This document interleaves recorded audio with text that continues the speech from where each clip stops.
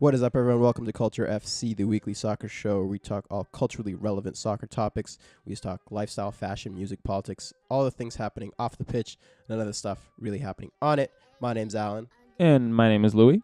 Today, Brennan is not with us. He is a little sick. But this week, we got into a phenomenal conversation with the president of Atlanta United supporters group Terminus Legion, Austin Long. Austin was super informative. He really broke down from the very beginning what it took to create such an amazing supporters culture in Atlanta.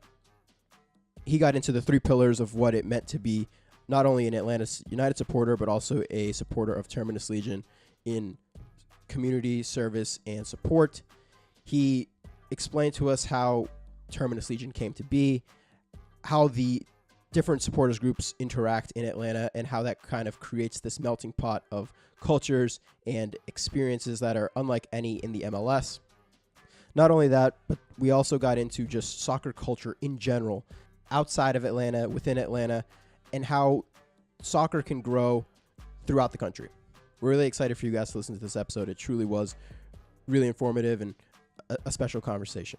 We'd also like to apologize for us not putting out an episode last week. We are putting a more concerted effort into producing high quality content for you guys, and that means taking a little bit longer to produce some of our episodes like this where we have kind of interview style.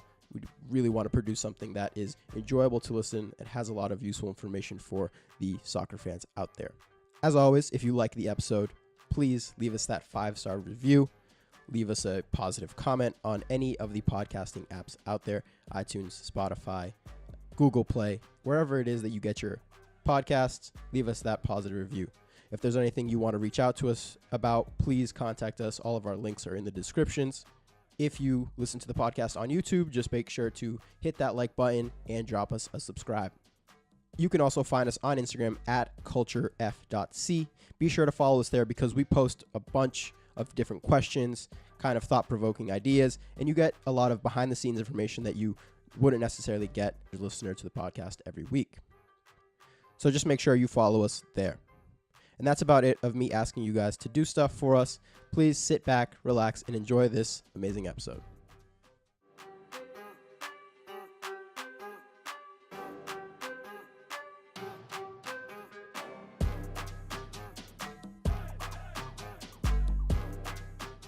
But alrighty, man. So let's just kind of jump right in then. So just for some of the people who don't know, could you kind of briefly explain Terminus Legion? Sure. 2011-ish, our founder, Matt Trebl, started a website and campaign called Atlanta Wants MLS. He started a website, Twitter, all that, and he would just go to any soccer event in Atlanta and get petitions, sort of stoke the flames, if you will, and just try to get people interested and try to get people's attention. And eventually he did. Arthur Blank was working in the background, getting ready for the Mercedes Benz and doing Falcon stuff. And Arthur Blank decided to, buy the MLS franchise and start MLS Atlanta. So at that point, the early people of Terminus Legion were told, hey, we're doing this thing. If you want to start a supporters group. So they did. So they formed Terminus Legion. And Terminus Legion is based on, Terminus is the original name of Atlanta. We're a rail center, and there's the zero post there in the middle of town for railroad traffic and all that. And then Legion sort of, we're one, but many. So they came up with a logo and a website and merchandise, and then when they were ready to launch, when they were ready to announce, we had people there with drums and scarves and all that. And, the following year, they did the branding reveal. And then that time, the group just grew, started getting members and tailgating and going to events around town to get ready. And then the team started playing, and so 2017 was a whirlwind. It really I don't even know if I have recovered from that year yet, but but yeah. And so we just hit the ground running, and we had some really good early leadership that got us organize. And so we had tailgates, we had merch, we had community involvement. We were just doing stuff. And we're here for Atlanta United and its fans and the team. And, to date, it's been amazing, and long may it continue. Yeah, for sure. I mean, that's super interesting. And Atlanta has been kind of this case study for supporters across the country. And I guess one question is, do you think that kind of impact that you guys had reaching out to the community from a supporters group perspective helped grow the support for Atlanta United around the city? Because a lot of people would say, like, oh, people are kind of bandwagoning right now because Atlanta is so successful. But from what we've seen, it seems like it's a lot deeper rooted than just Atlanta being a really good team. And it looks like a lot of that impact has come from supporters groups like Terminus Legion. Just like kind of your thoughts on that. Yeah, it's obviously multifaceted, right? So the first key piece I don't think can be ignored is that Atlanta fans were dying for soccer, right? Atlanta United, I like to say, provided a platform. We have all different, internet nationalities here. We have over a dozen supporter groups that support European clubs, and they were just looking for something that was like in their backyard, and Atlanta United provided that. And after that, it just sort of took off. And then the second part I would say is Atlanta United, 2 years before they even kicked the ball, had Darren Eales and Carlos Bocanegra and Sarah Kate Nossinger. She was the director of marketing, and she was very instrumental in getting Atlanta United out there. They would do community events. They would do parades. They were out there, giving out magnets and scarves and all the stuff, and very active. So it wasn't like, okay, we kick off at Bobby Dodd and now it happens. It's like they did a lot of work to get things ready. And then the third part is, Terminus Legion and the other support groups do stuff in our community where it's, yes, we're there to support the game and scream for 90 minutes, but, a lot of us support different causes: soccer in the streets, Fuji's families, food banks, blood drives. It's, so it's like we're giving back to the community, because I think that's one of the core values of all the Atlanta United supporter groups, that, it's not just a soccer game, for that day, but, how can we give back to the community and serve those around us? And then by doing that, people are like, what's Atlanta United? How do I get involved? How do I get a ticket? And then they start coming to games. They become fans. It's organic, and all those things working together, have made this. Right. And clearly that impact, like you said, definitely goes deeper than just clearly, because you guys are going out in the community and getting people involved, it will spur some of that interest in the club. So how did you personally get involved with supporting Atlanta United and being a part of Terminus Legion? And why do you support Terminus Legion and Atlanta United? Yeah. So I moved to Atlanta about 4 years ago. I moved here from Michigan. And I was like, okay, I'm here. So, for me, I'm very into support locals. So when Detroit City started, I would go to their games. And then Lansing United started, both NPSL teams, or started as NPSL teams. And Lansing United, Archer Stadium was 5 minutes from my house. I used to coach high school games there. It was right, so I'm and I knew the owner, and he's like, hey, I'm doing this thing. Will you come out? And I was like, yeah. And I helped him spread the word. And I was like, okay, let's do this. And so I was able to, be there for their first season. And I like going to the games. I'm a Manchester United fan, right? But I haven't been to Manchester. I watch as many games as I can. I try to follow the news. But these local teams, regardless of the level, are in my backyard, and I really like that. So when I got here, I had heard that Arthur Blanke got the franchise. So I was like, what's the next thing? And I'm like, okay, well, Terminus Legion is a supporters group for them. So I just went and started volunteering. I just showed up, and I'm like, hey, what do I do? So I would volunteer. So, tailgates, I'd check people in, or, we did foot golf tournaments. So okay, what do I need to do? Go set up pin placements or whatever it needed to be doing. After that, I started doing more and more. And then games started, and there's just so much to do. We have so many awesome volunteers that just make this happen. So for me, as Atlanta United, I got season tickets. So my parents and I got season tickets, and we, go to almost every game. And, just, it's right here. Mercedes Benz is awesome. I don't know if you guys seen renderings or watched it on TV, but words cannot describe, that place. And so anyway, so the team's happening. I love soccer. I've been playing my whole life, and, I've been supporting my whole life. And now I have something at the highest level in America that I can support. That's a 25-minute drive from my house. So that's pretty awesome. And then, so Terminus Legion and the other groups, it's like we have this huge, family of people that we get together every couple weeks, and unless it's like last year when we get together every 3 days in September, but yeah, we just get together and we hang out and watch a game, and it's just awesome. We have awesome tailgates. We take over the Gulch, which is this huge parking lot next to the stadium, and we go in there and we scream and we do the thing, and it's just awesome. Yeah, what's really cool and what I like about your story is that supporting Atlanta United and supporting the local clubs kind of gave you a family there in Atlanta, right? Like you were able to kind of create this community of people that shared the interest for the sport.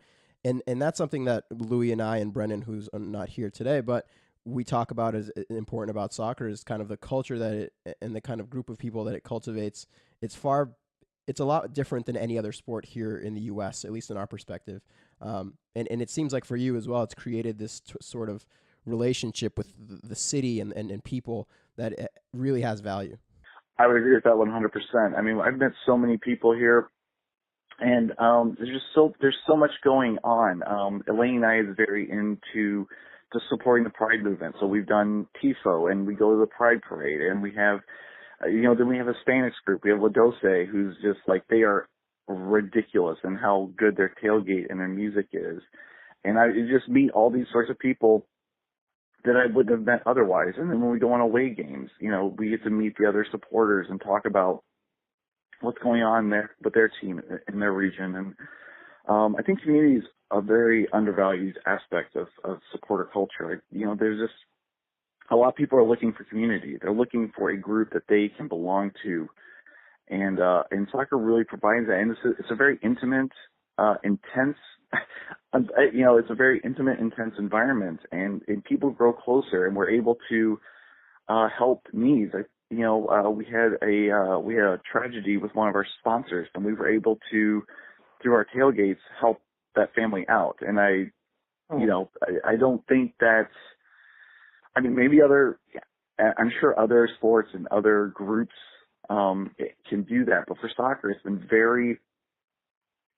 very specific to us. Like we are very focused on that, and it's just a way to, we're here. I'm going to see you next week. Whether it's a watch party or an event or a game, and it's an extended family that I haven't experienced in other sports, but it's just awesome for soccer.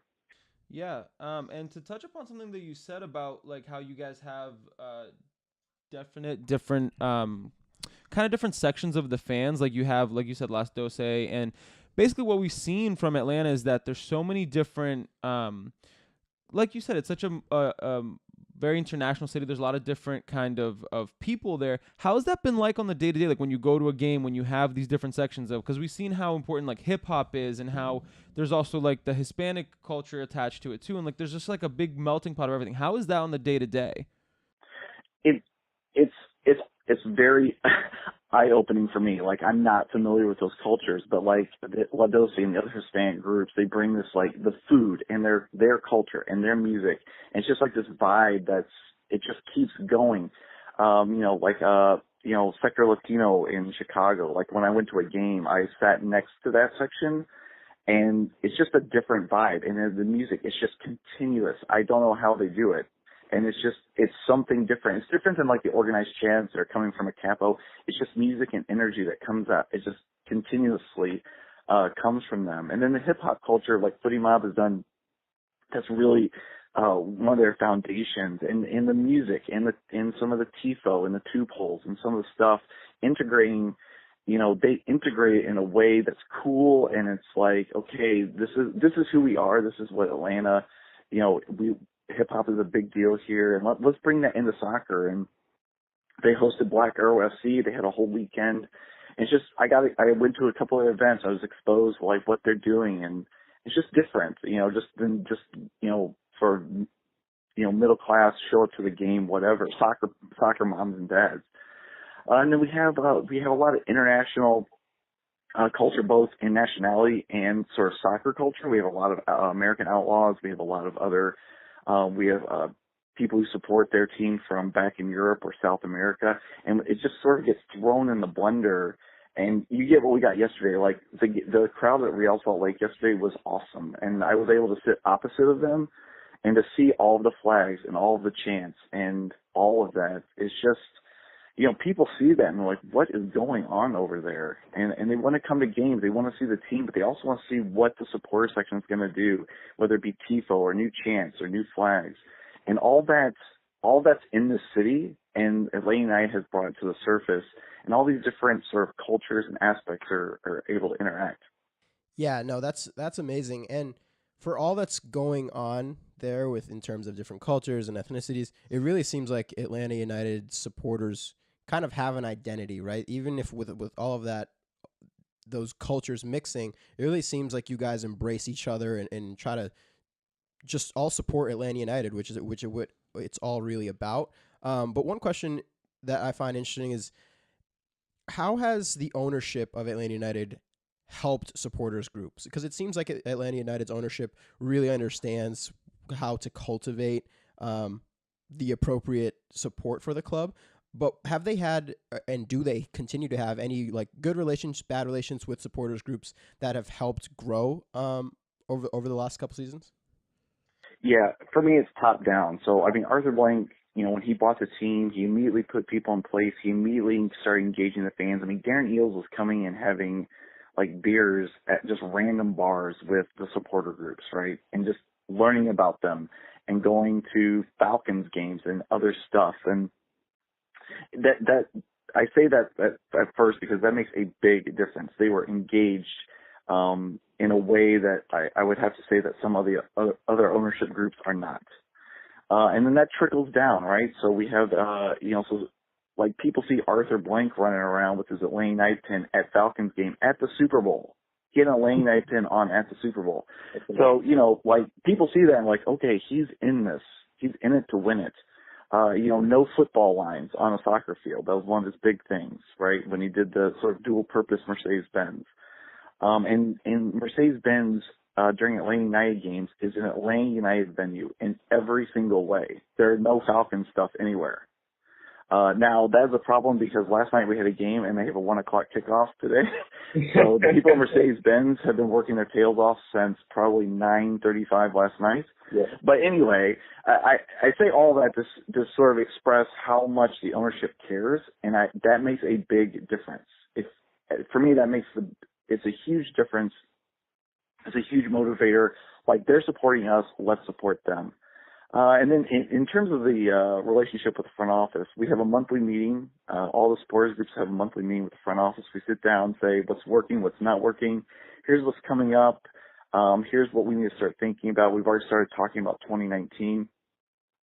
And we have this monthly meeting where we can sort of talk and not let things get out of control. Like if we screw up, okay, what do we need to fix? Okay, I will talk to the appropriate people. Or, hey, we have this thing that we really want you guys to think about. Or yesterday was, the whole month is, Kick Childhood Cancer Month. So we've done some things for that. Here's some events that you guys can support. So we have, they're going, some of the cancer patients are going to go-karting. So we have members, sort of escorting them around the track and stuff like that.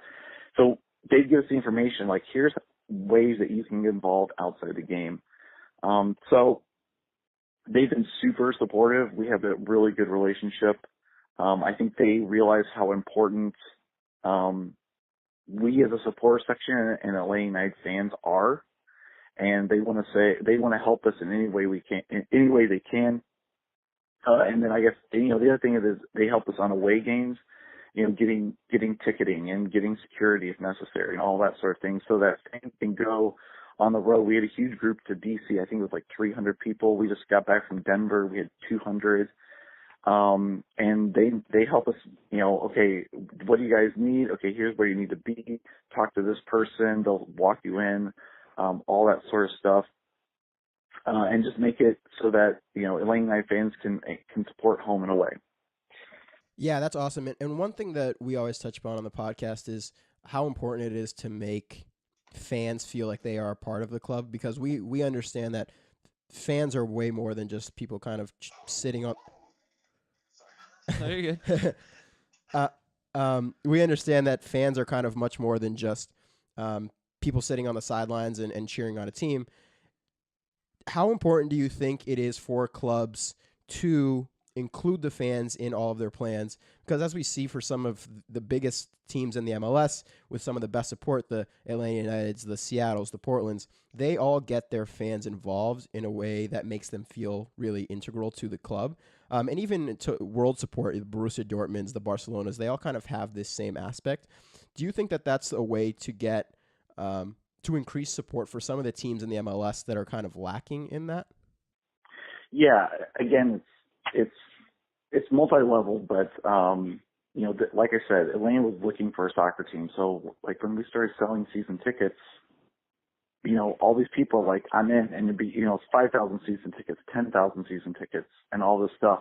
And we're up to like 30, you're on a waiting list at this point. It's over 37,000 season tickets. And that's insane.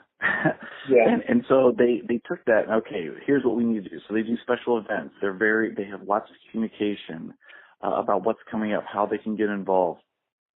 The venue itself, the Mercedes Benz staff is super helpful. And so fans have a great experience. It's, temperature controlled, 72 degrees. Like when we started at Bobby Dodd, we would have died at Bobby Dodd yesterday if we'd had to play there.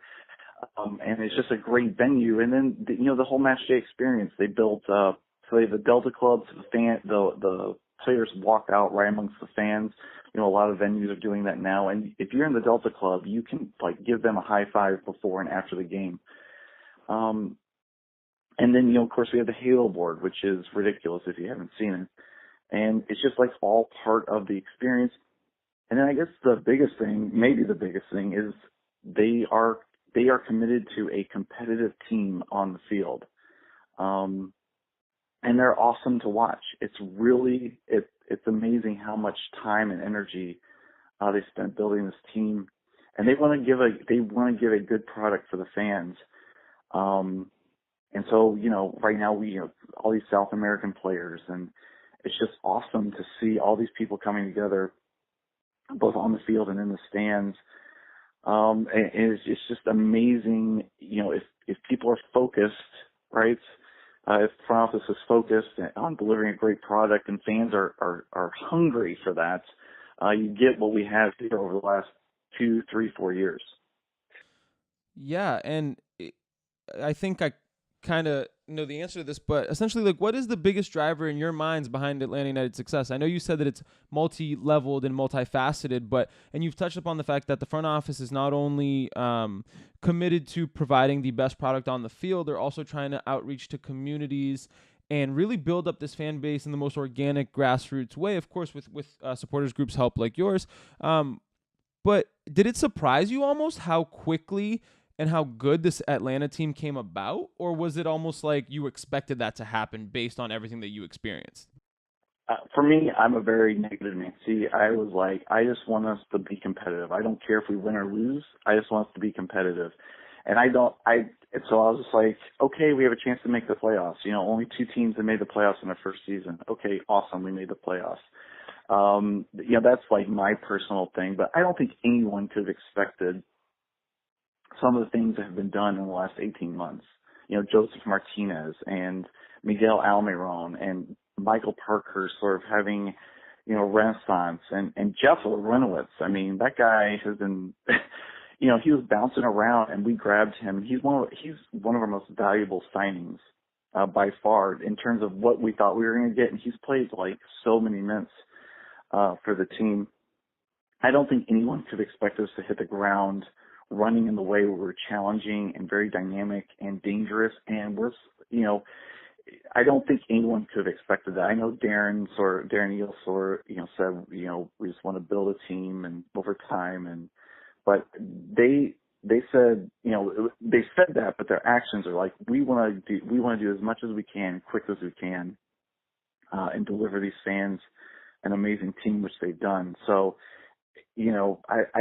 I don't think anyone in their wildest dreams could have imagined everything that's happened in these last 2 seasons. Yeah, no, dude, it's taken everybody, I think, by surprise. It's just been an absolute success on so many different fronts, from both the fan side, from the on the field side. But in a way, it's almost like a double-edged sword. Because my next question to you is this season kind of championship or bust? Because there's been a lot of rumors of, Josef Martinez and Miguel Almiron potentially leaving to bigger clubs in Europe or something of that nature. And even this past week, reports of Tata Martino getting, offered a new contract and kind of stalling on the negotiations with that and potentially going somewhere else. So is this that double-edged sword aspect, and is this season championship or bust? I really don't know. For me, I think if we can win Support Shield and or MLS Cup, it would be amazing, and it would put a sort of finishing touch on the initial project. I would really like one of those 2 trophies.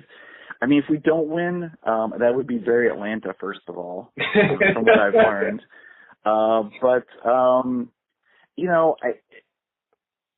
I think the leadership of Atlanta United has a long-term project, and I think, I've been telling people, enjoy Miggy while you can, enjoy Joseph while you can. These guys are not going to be here forever. Barco was bought so that when one or both of these guys leave, he's the next man up, and it kind of continues on. And I think that they're going to continue to sign players in the off season. The goal is that we are here as a way to, South American players would go to, say, Portugal or the Netherlands or whatever as a stepping stone to the major leagues in Europe. And we're just trying to intercept that, right? Almiron could have easily gone to somewhere in Europe with, instead of coming to Atlanta. But, between Tata and the project, he came here. And the goal is to sell these guys on. The goal is to sell these guys on so they become more successful, right? They do the next thing in their journey in soccer. And the other thing is there's a financial aspect. So we sell Miggy for a profit. It goes right back into the club. We buy the next one, and it moves on. I liken it to Sevilla, where they just keep the conveyor belt going, or Porto, and they just keep these things clicking over, and they find the next guy. And Atlanta United fans are going to have to get used to. These guys are going to be here for a year, 2, maybe 3, and they move on. They move on to the next chapter in their career, because we have to remember, these guys are players and they want to challenge themselves. And as great as Atlanta United is, and as much as MLS is improving, there's a next step that's way beyond us. And for a select few, they're going to go and see if they can do that. No, yeah, for sure. I mean, we love watching them because they're fantastic players, and I think the league kind of appreciates their greatness. But there's definitely another step there in their careers. But do you think we're close to a point where players might see the MLS as kind of the place they stay, or are we still kind of distant from that goal? Yeah, it's an interesting we're at an interesting point in the history of the league, right? We have we're getting these late 20 guys, like your Piattis, your Valeris, who didn't quite do it, but they come here and they're playing at a high level, they're well compensated, and they have they have a quality of life that they can't get anywhere else necessarily, and that's very appealing.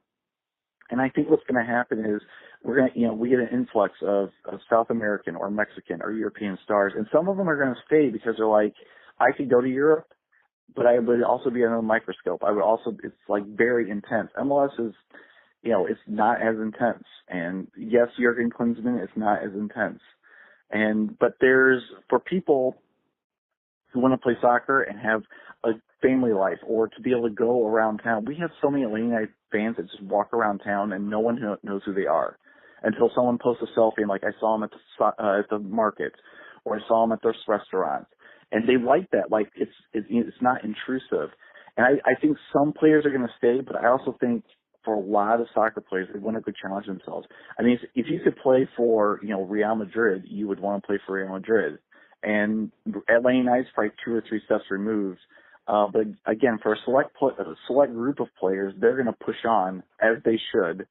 But there's going to be other group of players who are like, this is very comfortable. I have a good quality of life.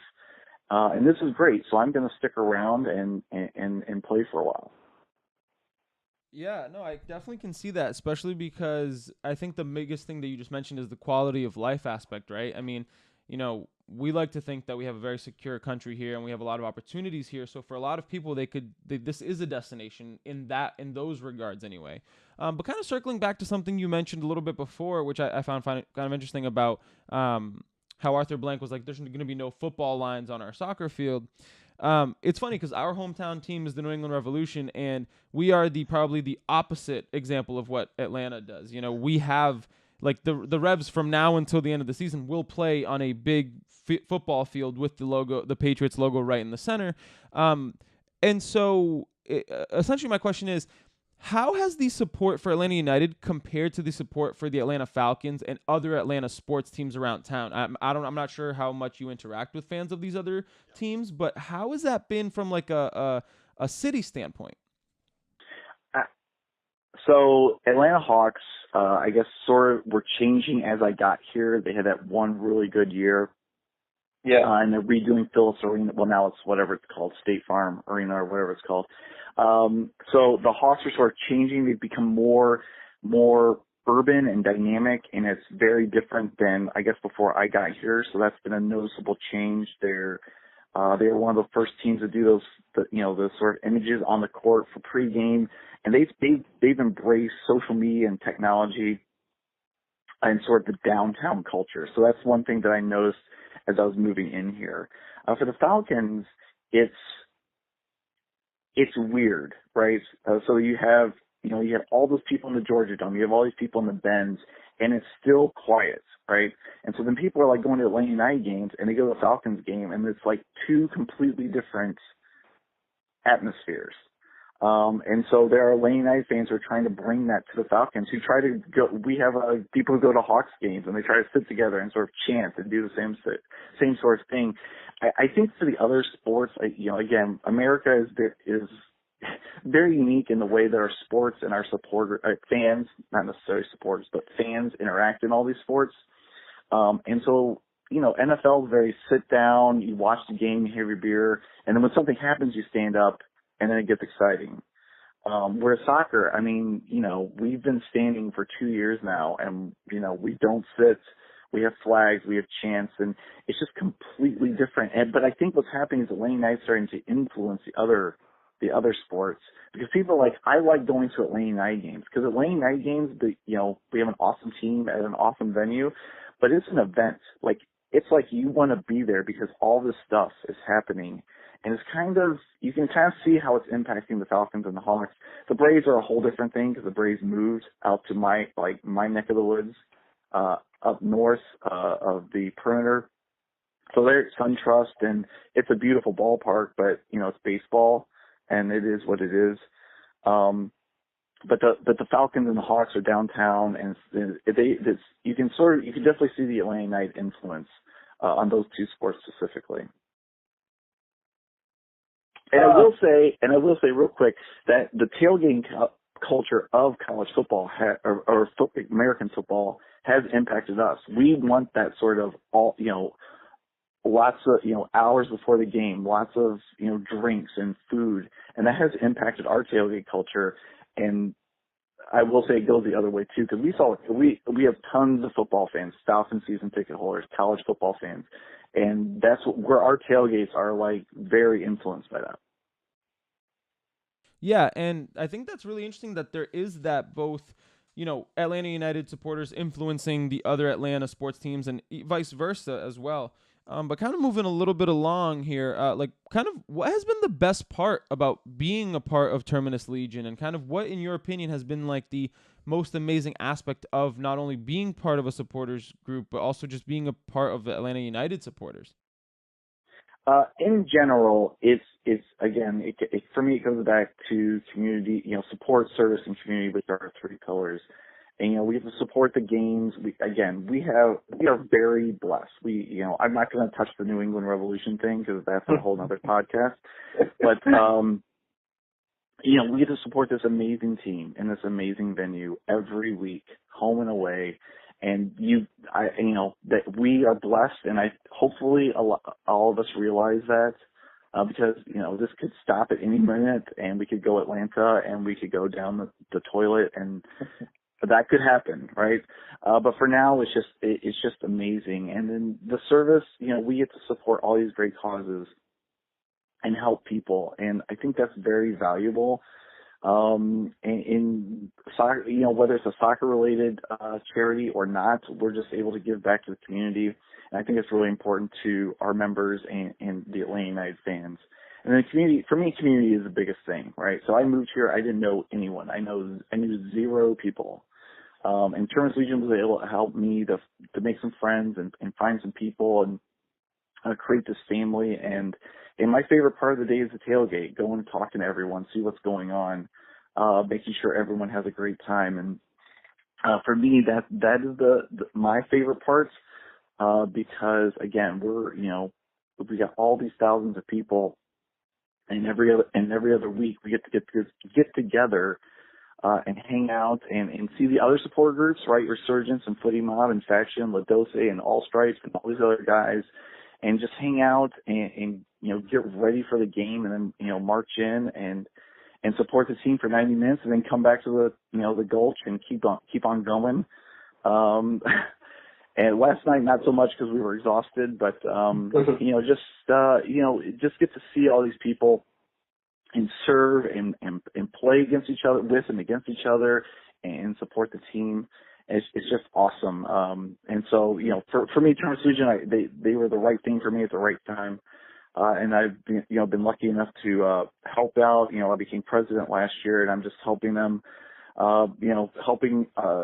get our members involved and let them serve, let them use their skills to help grow the organization and support the team however they, in whatever way they can, and help build this community so that, when we're around town or going to games, home and away, there's this group that and you can hang out with and have a great time. Yeah, that's really awesome. And we know you have some commitments, so we just have a couple more questions for you here. What does, if I were looking to join Terminus Legion, what does that kind of commitment take for me as a fan? And what's the process of becoming a member if there is a formalized one? Yeah. So, we have a website, terminuslegion.com, and you can sort of learn what we're about. We have different tabs that, explain our values of support, service, and community. We have a leadership page. You can find out more about us. You can learn chapters. If you live outside of Atlanta, we have over a dozen chapters around the Southeast, for fans who can't get here every week, so that they can create a community where they are. That's important to us as well. And then you can learn, we have tailgate information. This is kind of what you can expect on tailgate, and learn the chants and watch parties and where I can volunteer. And in terms of commitment, it's like we want you at everything, right? So as much as you can do, the supporting the team is number one, and we just, we tailgate, and we need volunteers to make that happen, right? Those don't happen by themselves. And, if everyone pitches in, it's a very smooth, it's not as labor intensive for leadership. So that's, and then go in the game, and wherever you're sitting, we want you to cheer. And here's what we're doing in terms of TIFO and chants. Feel free to join in. TIFO is, critical. All the groups pitch in and make that happen, because, again, TIFOs don't happen by themselves, and it takes all these people painting and cutting and putting stuff together and loading it in and taking it out. And so that's how you can get involved. And really, if you're looking for a sense of community, we're here. We have a soccer team, we have a kickball team, we do trivia, we have, events that we serve in and around the community. So if this is what you want, this is what we do. And so, we get members all the time, like I found you guys or I saw you guys or whatever. And, just people come and they want to support Lane United and they're like, oh, I can go, help out soccer in the streets. We help them with their Wednesday clinics. We have coaches and we literally have cheerleaders. They just encourage the kids, right? So, there's ways you can get involved. We have corporate, we're volunteering for Soccer in the Streets Corporate Cup today. So we go there, different corporations are, putting teams together and they play to raise money for Soccer in the Streets. So we're volunteering. We check people in and get them water and set up and break down the fields. And, we do, Habitat for Humanity or Trees Atlanta. So there's all this other stuff that like the 90 minutes every week is awesome, but we also do all this stuff outside of the match as well. And, we have social, people who are into social media or graphic design or event planning. Like you have these skills and you want to use them, we need help. So how can we use your skills to make us better? So it's all there on the website and how they can get involved, sort of what we do.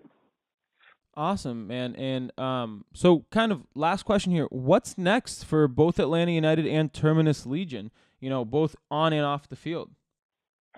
That's the $200 million question. So for Atlanta United, it's what's next year, right? So Miggy's probably gone. Tata will hopefully still be here. Joseph Martinez is kind of, in the ether. What's going to happen with him? But yeah, so now we've done this thing. We've spent 2, 3, 4 years. We've built it. Whatever happens this season, it's been successful. We've built this really great team, but the team's going to be broken up, and we'll shed a tear and pour one out and we'll move on, because the next thing, whether it's a new coach or a new group of players, hopefully we're in CONCACAF Champions League. So what might that look like? Can we keep this sustained run of success? Like I look at Seattle, and Seattle's amazing, right? Playoffs every year, MLS Cup, U.S. Open Cups. They continually, I don't know how they're doing it this year. It's smoke and mirrors, but yeah, they just continually perform on the field, right? And then their supporters are amazing too. So anyway, they, I kind of look at them like, how do they keep regenerating? And that's what Atlanta United is going to have to figure out. So I don't know what's next.